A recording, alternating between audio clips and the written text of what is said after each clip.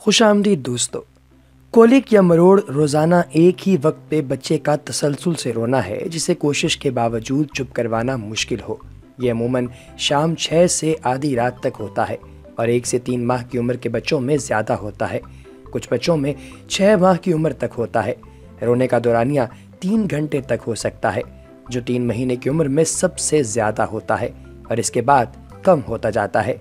इसमें अमूमन बच्चा अपने मखसूस वक्त और दौरानिए पे रोने के बाद बाकी वक्त ठीक रहता है और कुछ बच्चे ज़्यादा शिद्दत से और ज़्यादा दौरानिए के लिए भी रोते हैं।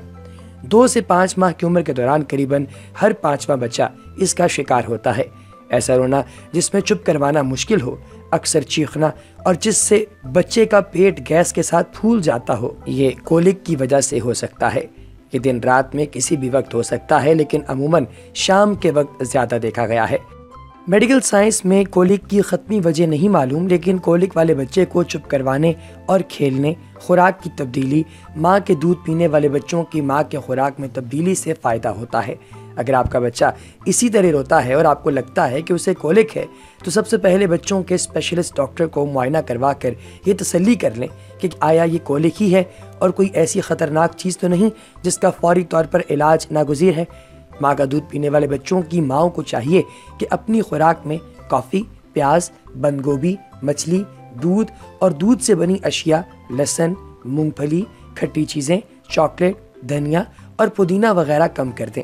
अगर बच्चा डब्बे का दूध पीता है तो दूध बनाते वक्त कोशिश करें कि दूध में बुलबुले ना बने और डॉक्टर से मशवरा करें कि रोने की वजह दूध की कोई ख़ास किस्म तो नहीं। बच्चे को मुनासिब मिकदार में दूध पिलाएं, ना कम ना ज़्यादा। दूध पिलाने के दौरान कम से कम 2 से ढाई घंटे का वक्फा बहुत ज़रूरी है और 4 से 5 घंटे से ज़्यादा बच्चे को भूखा न रहने दें। बच्चे के वज़न और उम्र के ऐन मुताबिक सही मिकदार डॉक्टर से ज़रूर पूछें।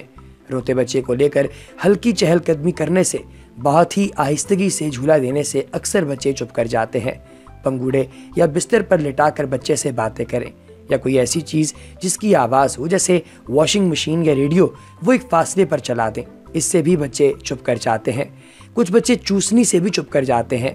बच्चों को पेट के बल लटाकर भी चुप करवाने की कोशिश की जा सकती है।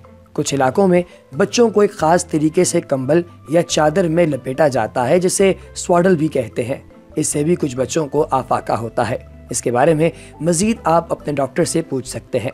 ये सब करने के बाद भी अगर आपका बच्चा चुप नहीं करता, तो हमारा मशवरा है कि मायूस होने या तंग आने के बजाय घर के दूसरे अफराद की मदद लें। बच्चे को कुछ देर उनके पास छोड़ दें और ख़ुद थोड़ी देर आराम करें।